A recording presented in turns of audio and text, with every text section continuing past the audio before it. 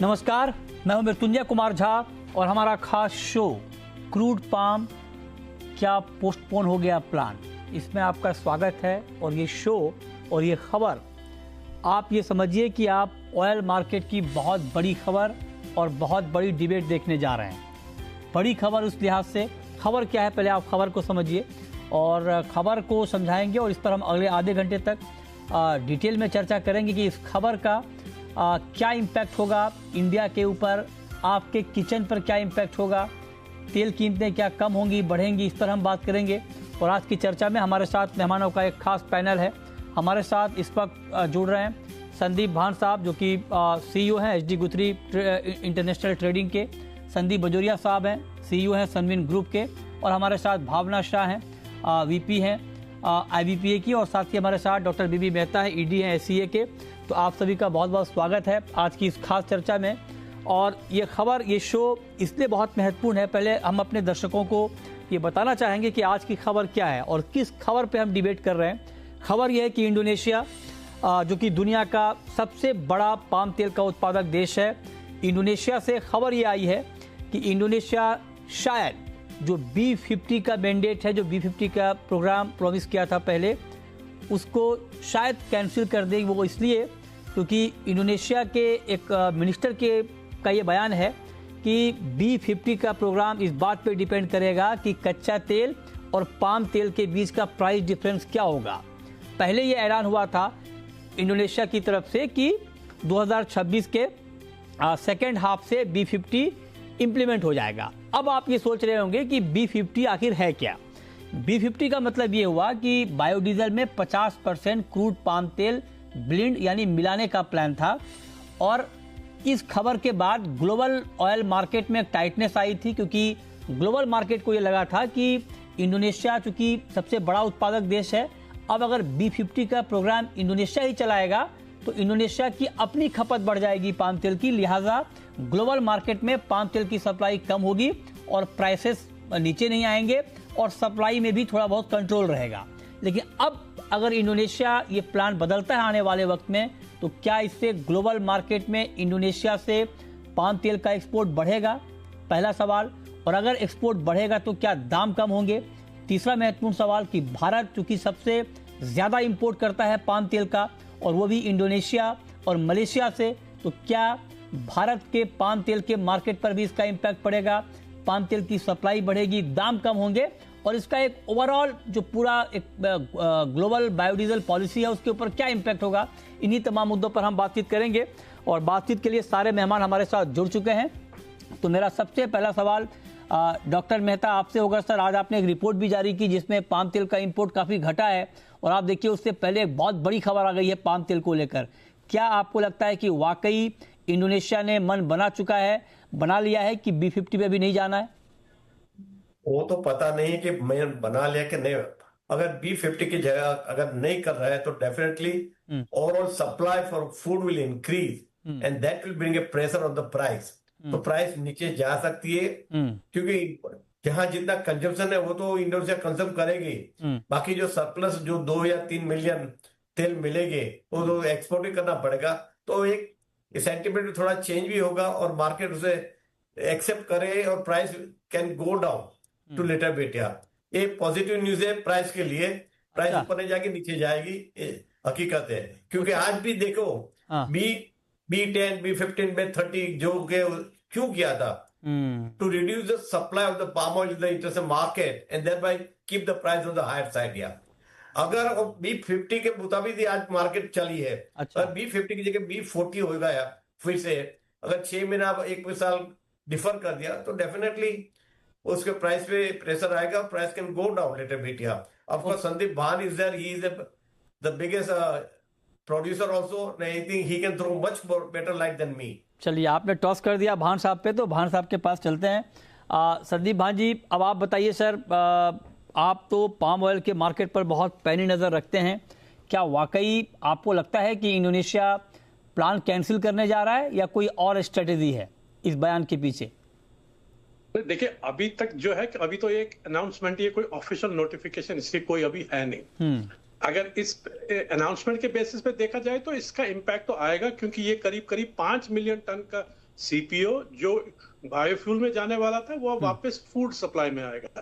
अब इसका काउंटर ये हो सकता है कि जो इंडोनेशिया में अभी लैंड का जो इन्होंने 1.8 मिलियन हेक्टेयर का करीब लैंड जो इंडोनेशिया गवर्नमेंट ने अपने हाथ में लिया है, उसकी प्रोडक्टिविटीज में क्या कुछ कमी आएगी, वो कमी इस भरपाई को पूरी करेगी, ये आने वाले महीने ही बता पाएंगे।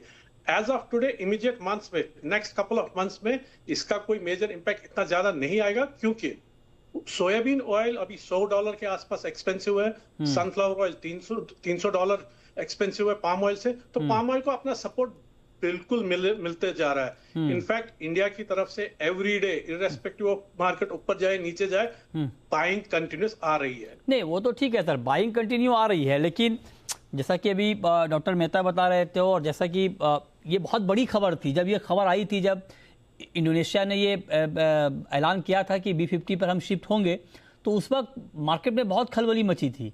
लेकिन अब अगर सडनली इंडोनेशिया की तरफ से इस तरह के बयान आने शुरू हो गए हैं, तो इसका ऑयल मार्केट के लिहाज से इसलिए भी बहुत इंपॉर्टेंस है, क्योंकि उसी के हिसाब से फिर लॉन्ग टर्म की प्लानिंग होती है ऑयल ट्रेडर की।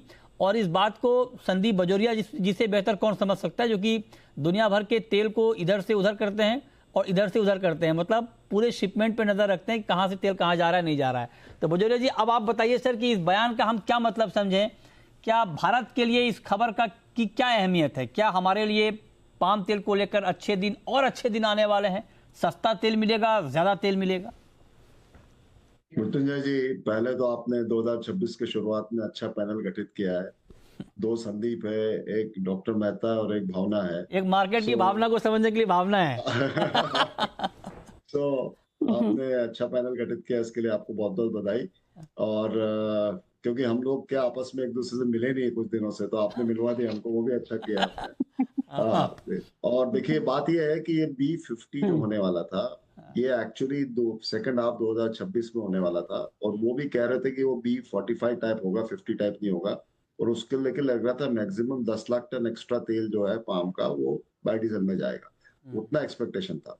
तो अब जब वहां के इंडोनेशिया के इकोनॉमिक मिनिस्टर कह रहे हैं कि ये सीपीओ की प्राइस और क्रूड की प्राइस को देख के होगा, अभी सिर्फ ट्रायल होगा, और एक्चुअली B50 शायद 26 में ना हो, इसका मतलब 10 लाख टन जो जाने वाला था पाम ऑयल बायोडीजल में, वो नहीं जाएगा।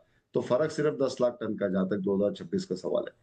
तो अब कहने का मतलब ये, जो मेरे दोस्त भाई संदीप भानी ने कहा है कि नियर बाय में पाम सस्ता तेल है, $100 सस्ता है, सोयाबीन ऑयल से $280 सस्ता है, सनफ्लावर से।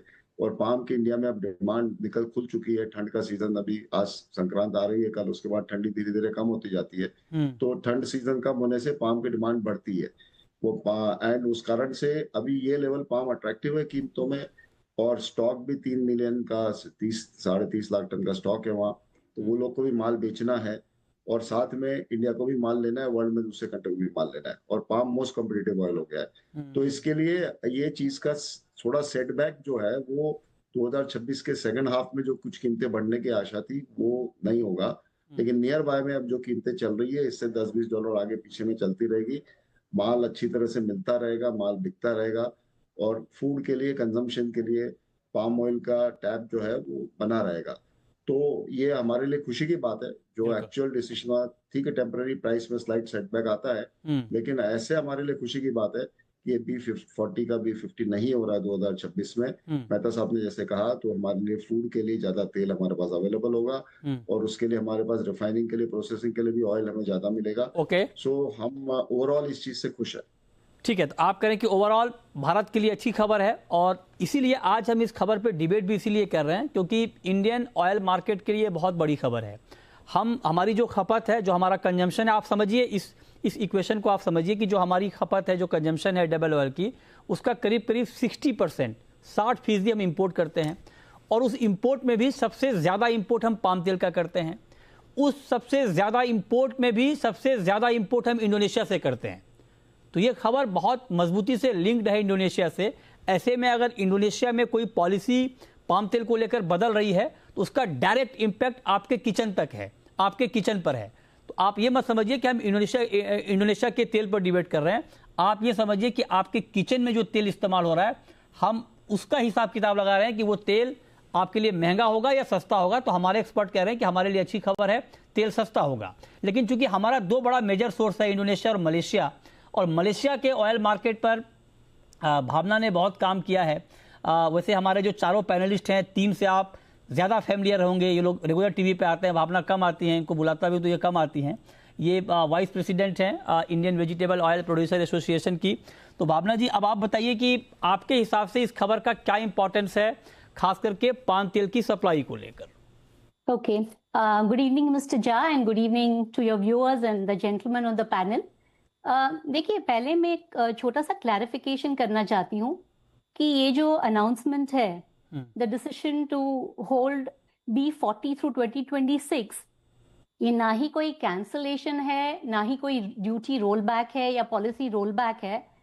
It is just a pause, very clearly. अभी पॉज भी नहीं है, अभी तो ऑफिशियली पॉज भी नहीं है, अभी तो ये पॉसिबिलिटी है और ये कंडीशन लगाया गया है कि अगर क्रूड ऑयल और क्रूड पाम ऑयल के प्राइस डिफरेंस को देखकर डिसीजन लिया जाएगा। यस, बट आप कह सकते हैं कि इंडिकेशन है। हाँ, नहीं, एक ज्यादा इंपॉर्टेंट एंड इमीडिएट डेवलपमेंट जो सबने शायद आपने मिस की होगी, that is that more likely Indonesia is likely to increase their levy from 10% to 15%, and because they need fund for funding this whole biodiesel program. So that is even a more bigger headline than what you are talking about B40, B50 right now. तो जैसे बाकी panelist ने बताया, B40 से B50 की जो अगर बात करें, that was also not supposed to be overnight कि भाई 2026 अनाउंस हुआ and आज से day 1 से we are getting into B50, वो भी gradually होना था। So likely अगर पूरा फैक्टर करें B40 से B50 का, so we're looking at about 1.5 million metric tons. Okay. And be realistically, then it could be anywhere from 1.2 to 1.4 at most. But currently the major issue is that they are looking for funding for this program. So एक बार अगर funding का issue उनका resolve हो जाए, it can be addressed, then very quickly B50 will be back on the table. And Mr. Jha, you must always remember, Indonesia is always a swing factor in global palm oil. Okay. So ये always surprise factors आते रहेंगे वहाँ से. Like Trump. Well, that no comments. But we've always seen that these kind of policy initiatives keep coming. So कभी-कभी market shocks में आ जाते हैं. But this time, जैसे आपने rightly बताया, काफी time से ये चर्चा हो रहा था. So industry had quite factored in. ये kind of it was understood and expected. अगर pause हो गया तो like Mr. Bajoria said, it's good news. There is some relief, and relief is directly to our kitchens. इसका immediate impact तो यही होता है इंडिया के लिए, household consumption will be not so price sensitive, stable रहेंगे prices. Food service, horeca, bakery demand will be also in good order. And margin management, packaged foods, etc., they will not face a demand destruction risk because of this. Right. अब ये बहुत important बात है और इस पर मैं आगे बढ़ूं, लेकिन एक सवाल जो भी आपने कहा लेवी वाला, ये बहुत इंपॉर्टेंट है। इस पर भान साहब मैं आपका कमेंट जानना चाहता हूं, क्या वाकई एक साथ दोनों खबरों का आना, क्या ये किसी और तीसरी खबर की तरफ हमें ले जाता है कि एक तरफ लेवी बढ़ाने की बात हो रही है इंडोनेशिया में, B50 पर इस तरह के बयान आ रहे हैं, खबर के अंदर की खबर क्या है सर?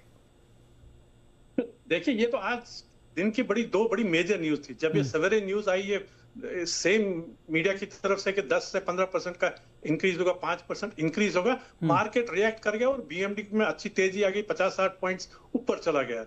फिर दोपहर में जब ये दूसरी न्यूज आ गई कि भाई अब B50 को थोड़ा डिले करा जाएगा, तो मार्केट वो जितना भी गेन किया था उतना तोड़ दिया वापस, और इनफैक्ट 60-70 पॉइंट के आसपास नीचे आ गया।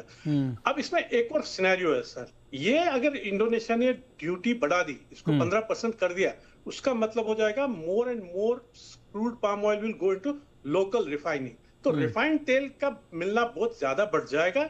CPO एक्सपोर्ट का काम उतना ज्यादा नहीं होगा, पर उसका मतलब ये नहीं हुआ कि सप्लाई कम हो जाएगी। मलेशिया वो पूरी भरपाई कर देगा, क्योंकि मलेशिया में प्रोडक्शन बहुत ठीक है, स्टॉक्स भी बहुत अच्छे, तो वो जो इंडोनेशिया से CPO का शॉर्टफॉल हो जाएगा, अच्छा, तो वो रिफाइंड की ओर ज्यादा बढ़ जाएगा। मलेशिया CPO की भरपाई करेगा। ये आपने बहुत महत्वपूर्ण बात कही। अब आप कह रहे हैं कि इंडोनेशिया में रिफाइंड पाम तेल का जो प्रोडक्शन है वो बढ़ जाएगा, CPO का कम हो जाएगा। अब फिर भारत के लिए क्या होगा, क्योंकि भारत तो चाहता है कि रिफाइंड पाम तेल का इंपोर्ट हम कम करें, सीपीओ करें, क्योंकि हमारी रिफाइनिंग इंडस्ट्री ऑलरेडी काफ़ी वाइब्रेंट है। इस पर मेहता जी का जवाब बहुत महत्वपूर्ण होगा। छोटा सा ब्रेक, तुरंत लौटते हैं।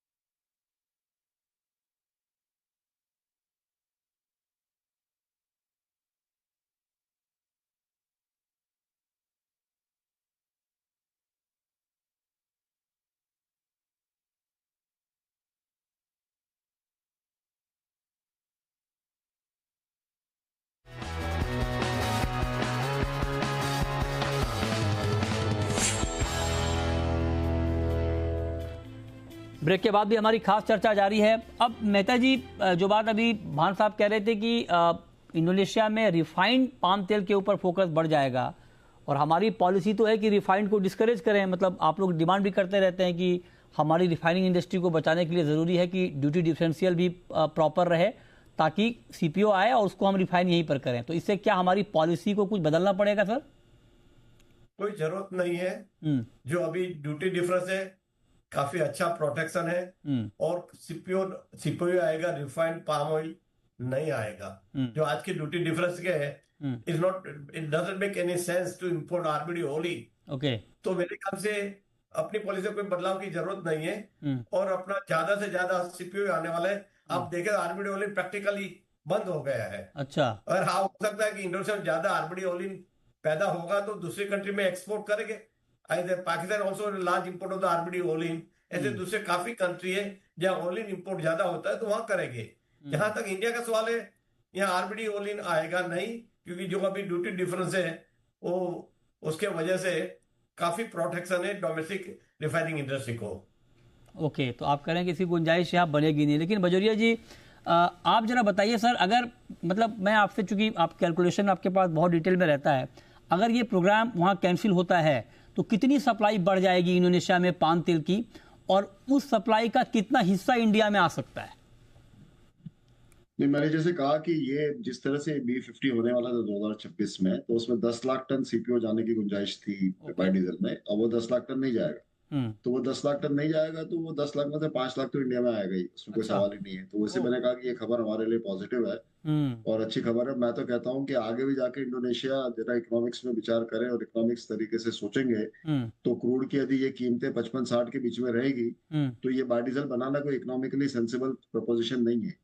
इसमें दुनिया भर का लॉस है, और फिर वो लेवी लगा लगा के लॉस रिकवर करो। उसमें इंडोनेशिया का किसान को जो है ना, रियलाइजेशन बहुत कम मिलता है। मलेशिया का जो प्लांटेशन फार्मर है, उसको ज्यादा इनकम हो रही है, और इंडोनेशिया के प्लांटेशन फार्मर को कम इनकम हो रही है, बिकॉज ये बायोडीजल प्रोग्राम चला रहे हैं और इसमें लेवी लगा रहे हैं एक्सपोर्ट पे। तो वो उनको सोचना पड़ेगा। मुझे ख्याल से इंडोनेशिया में भी किसानों की लॉबी, प्लांटेशन की लॉबी अभी चिल्लाने लगी है कि ये लेवी लगाना हमारे लिए नुकसान कर रहा है, और हमको कीमत कम मिल रही है मलेशिया के फार्मर के हिसाब से। अच्छा, तो मुझे लग रहा है ये प्रोग्राम ये B40 पे ही रोक दें, और ये B50 के सपने भूल जाए। उनके भी भले की बात है, इकोनॉमिकली सेंसिबल बात है, और वो हमारे जैसे इंडिया जैसे कंज्यूमिंग कंट्रीज हैं, उनके लिए तो बहुत सेंसिबल बात है। तो ये बहुत जरूरी है। आजकल पाम का प्रोडक्शन जैसे पहले बहुत बढ़ा करता था, हर साल 2-3-4 मिलियन, वैसे बढ़ना बंद हो गया है। आजकल उतना बढ़ता नहीं है, नए एरिया अवेलेबल नहीं है, प्रोडक्टिविटी उतनी बढ़ नहीं रही है। तो इसके लिए ये जरूरी है कि मलेशिया ये बायोडीजल इतने अग्रेसिव प्रोग्राम नहीं चले, तो ये देश पूरे वर्ल्ड के लिए। सर बजोरिया जी, चूंकि आप तो ग्लोबल प्लेयर से भी मिलते रहते हैं, आपको लगता है कि इतना इजी है जितना हम देख पा रहे हैं? कहीं इसके पीछे कुछ और वजह तो नहीं कि जो ये बयान या जो खबर आ रही है कि वो टाल देंगे, इसके पीछे कुछ और कहानी तो नहीं है? इंडोनेशिया की कुछ और प्लानिंग तो नहीं हो सकती है? नहीं, कहानी कुछ नहीं है, प्योर इकोनॉमिक्स है। आखिर देश का बजट फुलफिल करना पड़ता है, बजट बनाना पड़ता है। आप कितना बड़ा डेफिसिट बनाओगे आप, और कितना उसमें आप डेफिसिट फाइनेंसिंग करोगे। तो वो अभी उनको समझ में आ गई ये बात कि हम अग्रेसिव टॉक एक तरफ रही और हमारा बजट में हमको डेफिसिट मैनेज करना दूसरी तरफ है। ओके। उनको B40 के लिए ही अभी लेवी बढ़ानी पड़ रही है। B40 को ही मैनेज करने उनको डिफिकल्टी हो रही है, तो B50 की तो बात भूल ही जाइए। यदि क्रूड की कीमतें $55-60 में रहेगी तो ये B40 के बियॉन्ड इंडोनेशिया को ये प्रोग्राम ले जाना बहुत इजी होने वाला नहीं है। मुझे लगता है 2027 में भी इनको डिफिकल्ट हो जाएगा। ये B40 पे ही बने रहे, और यदि क्रूड की कीमत 50 के नीचे चली जाएगी तो ये B40 को भी B35 बनना पड़ेगा। ये तो बड़ी बात आपने कही। अगर 50 के आसपास कच्चा तेल आ गया तो फिर B40 से भी नीचे आना पड़ेगा, और होने का कुछ भी हो सकता है। आप क्रूड ऑयल मार्केट को देखिए, सप्लाई का कोई कंसर्न है नहीं। अब अमेरिका जो वेनेजुएला के साथ कर रहा है, अगर उसमें कामयाबी हाथ लग जाए, वेनेजुएला के पास बहुत ज़्यादा पोटेंशियल है कच्चे तेल का, और अगर अमेरिकी कंपनियां वहां जाकर उस पोटेंशियल को ग्रैब कर ले तो ग्लोबल मार्केट में ऑयल की सप्लाई और बढ़ जाएगी।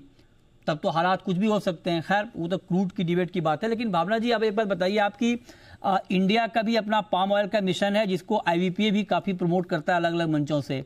अब अगर इंडिया का, तो अब अगर इंडोनेशिया से ही पाम तेल की सप्लाई बढ़ जाएगी, जैसा कि बजोरिया जी कह रहे हैं कि 5 लाख टन तो इंडिया में आ जाएगा जितना बचेगा B50 से, तो फिर क्या हमारा जो पाम ऑयल का मिशन है उसके ऊपर कोई इम्पैक्ट आएगा? हमारी पाम की खेती पर कोई इम्पैक्ट आएगा इससे? Okay, couple of things. First of all, just because हमारे इंडोनेशिया में CPO बचा है, is not being diverted to biofuel, doesn't mean it has to be refined. देखिए, we are forgetting, they also want to sell. So which is the biggest market? Who will buy? India is there, right? So I don't think it will be refined. It has to be refined. It will be competing with Malaysian CPO. Of course, iska palm oil always plays the anchoring role. So of course, iska spillover will be on soft oils also, like soya, sun. They'll also face resistance to sharp rallies. तो मेरे हिसाब से ये सब favorable ही है. And नहीं, हमारा जो ऑयल पाम मिशन है, it's a very long term mission. So कोई sudden shocks will not impact like that. Okay, ये तो फर्स्ट ऑफ ऑल हम फेजेस में कर रहे हैं ये पूरा oil palm mission. A little bit in North East, 7 sister states, थोड़ा साउथ में है. तो कोई ओवरनाइट इसमें कोई इम्पैक्ट नहीं आने वाला. And talking about biodiesel, see, at some point, at some stage, it has to be capped.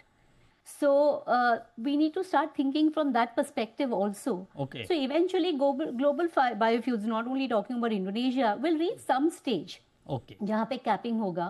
Right. And बस यही सब है कि 1.2 target will be there for 2030, maybe a little bit later. So Right. I think more critical will be to watch the second half. Okay. We are talking about Indonesian and in this whole scenario, just in case कहीं पे थोड़ा भी production improvement होता है Malaysia, Indonesia में, Okay. and some policy tweaks in India. So these are all important factors to watch out for. बिल्कुल. Second half of the year. Exactly. और ये सब देखना होगा. कुल मिलाकर आपके लिए खबर यही है जो इंडोनेशिया से आई है, वो ये कि हमारे आपके लिए आने वाले वक्त में खाने के तेल के दाम कम हो सकते हैं. इसकी खबर आई है विदेशी बाजार से, तो आपके लिए अच्छी खबर है. बहुत शुक्रिया मेहता जी आपका, बजोरिया जी आपका, संदीप भान साहब आपका और भावना जी आपका आज की इस खास चर्चा में हमारे साथ जुड़ने के लिए और इस खबर को पूरी तरह से डिकोड करने के लिए. छोटा सा ब्रेक के बाद भी खबरें जारी हैं. नमस्कार.